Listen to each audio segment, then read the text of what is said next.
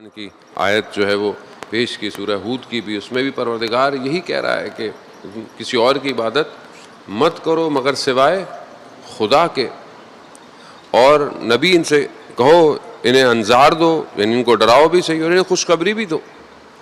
اب یہی ٹوٹل جو پیغام ہے قرآن کا اپنے نبیوں کے ذریعے سے وہ یہی ہے۔ جتنے بھی انبیاء آئے ہیں انہوں نے یہی دعوت دی ہے، لا الہ الا اللہ۔ لیکن کیا یہ دعوت آسان تھی؟ مگر کیا دعوت دینے والے کو کوئی تکلیف نہیں ہوئی، یا دعوت لینے والوں نے بہت آرام سے اس کو ایکسیپٹ کر لیا؟ مولا امیر حضرت علی ابن ابی طالب علیہ السلام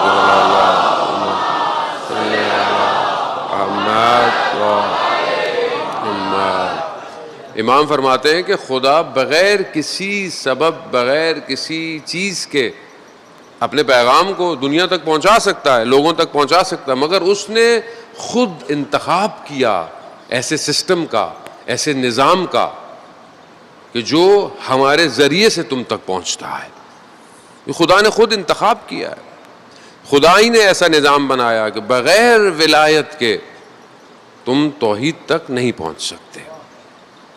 اگر آج آپ کو لگتا ہے کہ جی ویسٹ میں بڑا اخلاق ہے، لوگ بڑے مخلص ہیں، بڑے اچھے ان کی گفتگو ہیں، یا آج دنیا بعض اوقات یہ دعویٰ کرتی ہے کہ دیکھیں جی مگر وہ دیندار نہیں ہیں، مگر اخلاقی باتیں دیکھیں، وہ ظاہری اللہ کے حدود کی پابندی نہیں کرتے ہیں، مگر دیکھیں ظاہر خوب ایسا ہو ہی نہیں سکتا، جھوٹ ہے۔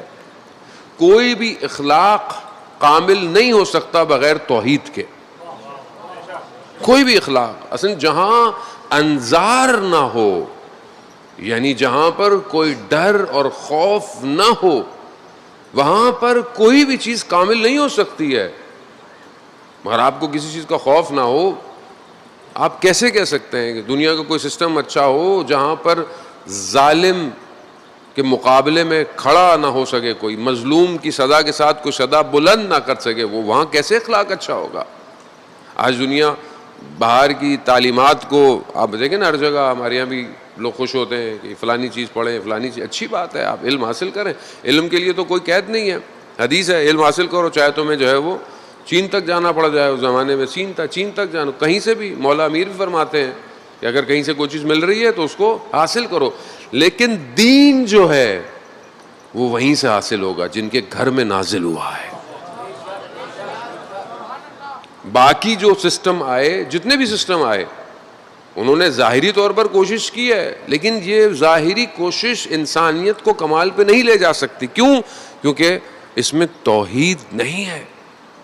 جہاں لا الہ الا اللہ ہو وہاں پر رسول بھی ہے اور رسول کا گھرانہ بھی ہے۔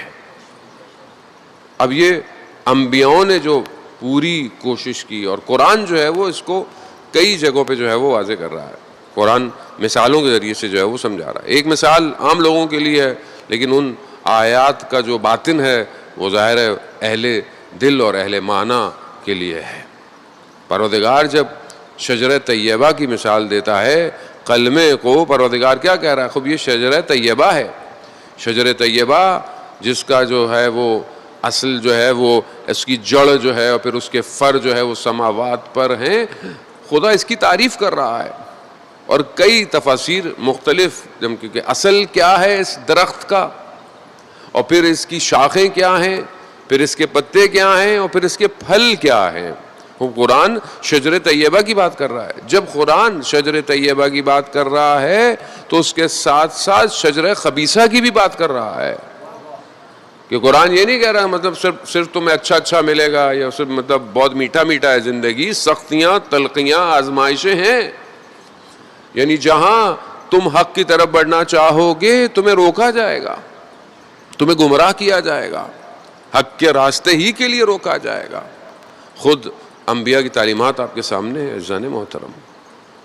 ہر نبی نے جہاں کوشش کی ہے، کبھی انہیں گھر سے مشکلات ہوئی ہیں، کبھی انہیں اپنے اقربا سے، کبھی عزیزوں سے، کبھی قریبوں سے۔ آپ دیکھیں حضرت یوسف علیہ السلام کہ اپنے گھر سے جو ہے وہ مشکل پیدا ہو گئی۔ کیوں؟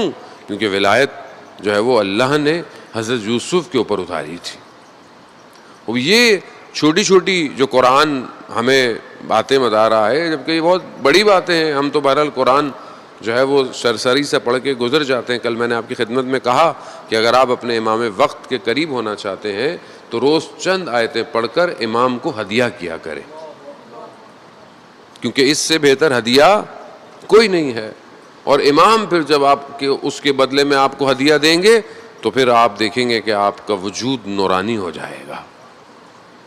یہاں پر جو حضرت یوسف اور ان کے بھائیوں کی مثال ہے، کیونکہ ولی کا معاملہ ہے، ولایت کا معاملہ ہے. ولایت ظاہری طور پر غیبت میں بھی چلی گئی، دور ہو گئی ان سے.